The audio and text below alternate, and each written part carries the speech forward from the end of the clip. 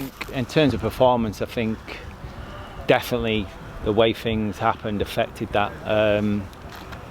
The second half was a non-entity from my point of view in terms of the actual game, because when it's difficult coming back from 3-0 down against any side at our level, but I think when you try to get back from 3-0 down against a side experienced as what they are, for me it was about just making sure our attitude stayed there. We tried to stay competitive as we can. Again, very, very difficult, because when you're 3-0 up and you've got the experience that they have, it's easy. The game's easy. At 0-0, it's a little bit different. A little bit of anxiety in what you do and a bit of pressure in what you do. So I'm not going to be too harsh on the players, certainly from the second half point of view. Like I say, the game was gone, realistically, and that's not being negative, that's just facts, dealing in facts.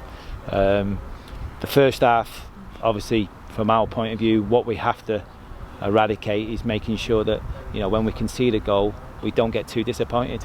These things happen. Clearly wasn't a penalty, but there's nothing we can do about that. But we've got to deal with it and stay in the game. And if we go down 1-0 at half time, maybe even 2-0 at least you've got an opportunity to get back into the game and put them under a little bit of pressure. It was just disappointing that, like I say, for us to concede the goal the way we did. And it was almost double disappointment, because obviously, we've had two incredible opportunities before that. And a little bit of frustration probably kicked in, and then obviously when frustration kicked in, a little bit of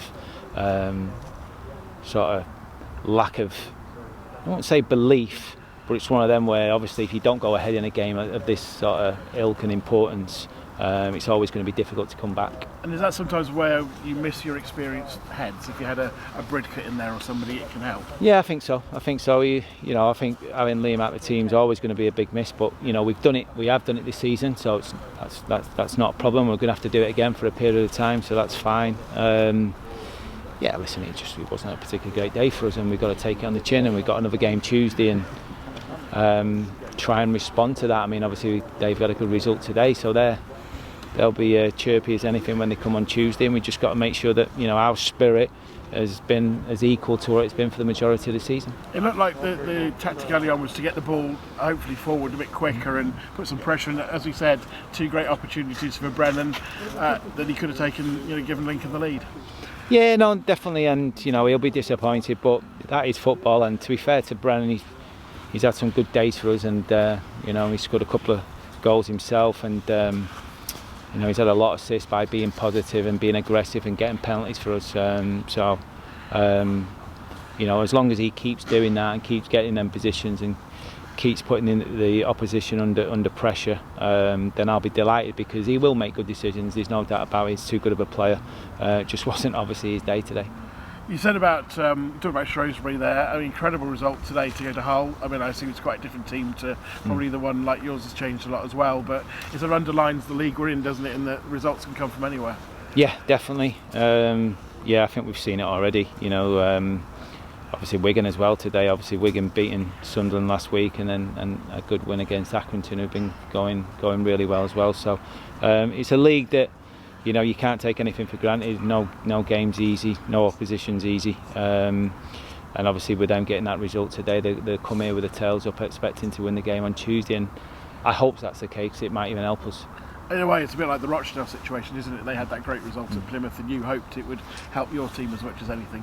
Yeah, I mean, obviously they'll be the away team, so they might sit in at times, but whether they've gone with a 3 or a 4 today, obviously we'll have a little look tonight. But if they've been quite aggressive, in their win, and are quite bold in their win, that hopefully will help us out. If not, obviously we have to find a way of breaking, a team down. And real chance to turn it around, obviously very quickly. You said Shrewsbury, and then games thick and fast. I think my maths was something like 5 games in 16 or 15 days or something like that, which is a lot of football coming up. Yeah, it doesn't stop, but it's good. It's you'd rather have that, games coming thick and fast, and got a busy period, like you say, over the next 2 weeks or so. But then even into January, it looks like it's going to be at least 8 games. So the players are used to that by now. Try and keep them as fresh as we possibly can in terms of what we do in between the games. Like I said, I don't think it was anything to do with freshness today. I think it was just one of them where a decent side with decent players and decent experience got ahead in the game, and they just showed their experience.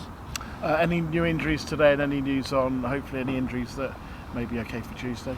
No, I think well, certainly no injuries from what I'm aware. I'll be surprised if there's new injuries. But in terms of Tuesday, I think it's probably going to come too soon for all the players that are out.